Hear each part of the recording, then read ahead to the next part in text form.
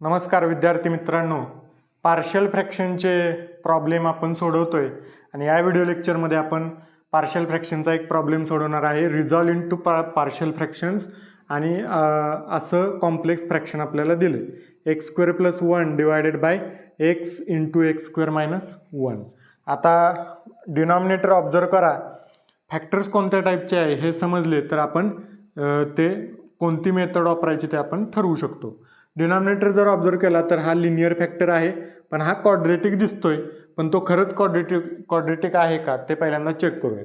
So x square minus 1 असा आहे, म्हणजे 1चा स्क्वेअर असं पण मी लिहू शकतो. म्हणजे ए स्क्वेअर मायनस बी स्क्वेअर त्या टाईपचं हे आहे.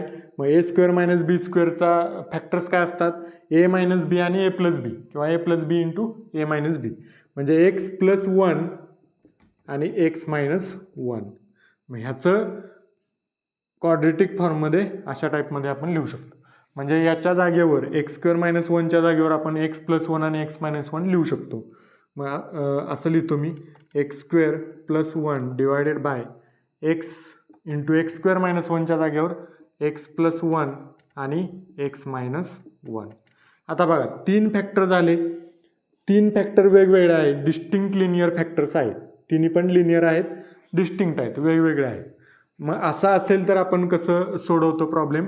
डिस्टिंक्ट लिनियर फॅक्टर्स असतील तर कॉन्स्टंट घ्यायचा आणि त्याच्या खाली एक एक फॅक्टर घ्यायचा. पहिला कॉन्स्टंट ए डिवायडेड बाय पहिला फॅक्टर एक्स, प्लस दुसरा कॉन्स्टंट डिवायडेड बाय दुसरा फॅक्टर एक्स प्लस 1, प्लस तिसरा कॉन्स्टंट सी डिवायडेड बाय तिसरा फॅक्टर एक्स मायनस 1. आता त्याचा एलसीएम फाइंड करूया. हे आता इथं लिहितो मी पहिल्यांदा, x square plus 1 divided by x into x plus 1 आणि x minus 1 is equal to LCM. आता ए इंटू एचा डिनॉमिनेटर सोडायचा, राहिलेल्या 2ने मल्टिप्लाय करायचं, म्हणजे x plus 1 x minus 1, plus b into बीचा डिनॉमिनेटर सोडायचा, राहिलेल्या 2ने मल्टिप्लाय, म्हणजे x into x minus 1, plus c into सीचा सोडायचा आणि राहिलेल्या 2ने मल्टिप्लाय करायचं, एक्स आणि एक्स प्लस 1, आणि डिवायडेड बाय सगळ्याला तिन्ही डिनॉमिनेटरचं multiplication, x x plus 1 x minus 1. Denominator बघा सेम आहे, दोन इकडं कॅन्सल होतील. मग राहिलं काय? X square plus 1 is equal to a into x plus 1 x minus 1, plus b into हे एक्स आणि x minus 1, plus c into x आणि एक्स प्लस 1. या इक्वेशन नंबर 1. आता तिन्ही कॉन्स्टंट आपल्याला फाइंड करायचे आहेत, ए बी आणि सी. मग त्यासाठी ए कॉन्स्टंट पहिल्यांदा काढूया, त्यासाठी बी आणि सी 0 करायचं. मग बी आणि सी मध्ये कॉमन काय आहे? एक्स. मग एक्स इज इक्वल टू सरळ 0 घातला की बी आणि सी 0 होते. मग सगळीकडे पुट करूया, put x is equal to 0. इथं 0 टाकला, 0 स्क्वेअर 0च, plus 1 0 plus 1 is equal to a into 0 plus 1 1 आणि 0 मायनस 1 मायनस 1, प्लस हे बी इंटू 0 0 होईल, त्यामुळे ही पूर्ण टर्म 0. सी इंटू 0 0 होईल, त्यामुळे ही पूर्ण टर्म 0. त्यामुळे पुढे काही लिहित नाही. 0 plus 1 1 is equal to a into 1 into minus 1 काय येणार? मायनस 1. हे मायनस 1 इकडं डिवाइड होईल, म्हणजे ए इज इक्वल टू येणार 1 डिवायडेड बाय मायनस 1, म्हणजेच ए इज इक्वल टू काय आलं? मायनस 1.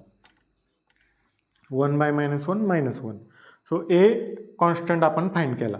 आता दुसरा कॉन्स्टंट, त्यासाठी काय पुट करायला लागते बघूया. एक्स इज इक्वल टू दुसरा कॉन्स्टंट आहे बी, त्यासाठी ए आणि सी 0 झाले पाहिजे. मग कॉमन फॅक्टर कोणता आहे? एक्स प्लस 1 आणि एक्स प्लस 1. मग x plus 1 is equal to 0 put करायचं. मग एक्स इज इक्वल टू काय येईल?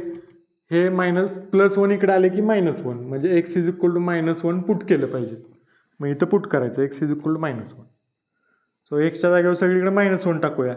मायनस 1चा स्क्वेअर काय येतो? प्लस 1च, प्लस 1 आहे तसं, इज इक्वल टू.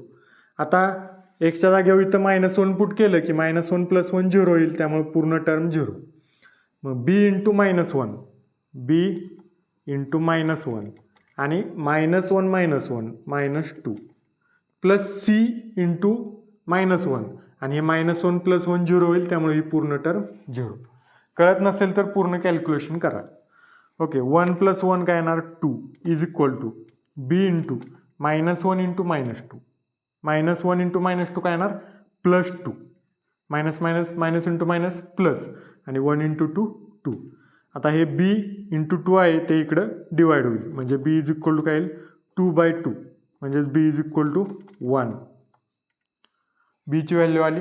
आता सीची व्हॅल्यू फाइंड करायची आपल्याला, त्यासाठी put x is equal to सीसाठी एक्स इज इक्वल टू काय पुट करायला लागेल बघा, म्हणजे ए आणि बी 0 झाले पाहिजेत. त्यात कॉमन काय आहे, इकडे एक्स मायनस 1 आणि एक्स मायनस 1 दोन्ही इकडं कॉमन आहे. मग x minus 1 is equal to 0 put करायचं म्हणजे एक्स इज इक्वल टू येणार -1 इकडे आले की +1 म्हणजे x is equal to 1 put केलं पाहिजे. सिम्पल.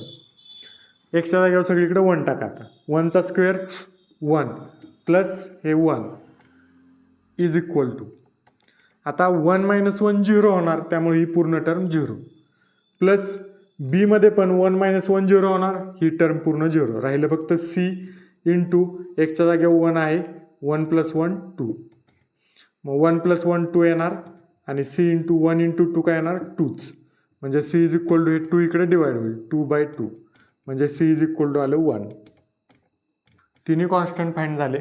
आता पार्शियल फ्रॅक्शन आपण लिहू शकतो. डायरेक्ट मी हीच लिहितो x² + 1 divided by x into x² - 1 is equal to एची व्हॅल्यू काय आहे a डिवायडेड बाय x आहे, एची व्हॅल्यू आहे -1 -1 डिवायडेड बाय x प्लस बीची व्हॅल्यू आहे 1 डिवायडेड बाय फॅक्टर आहे x + 1 आणि प्लस सीची व्हॅल्यू आहे परत 1 डिवायडेड बाय फॅक्टर आहे x - 1.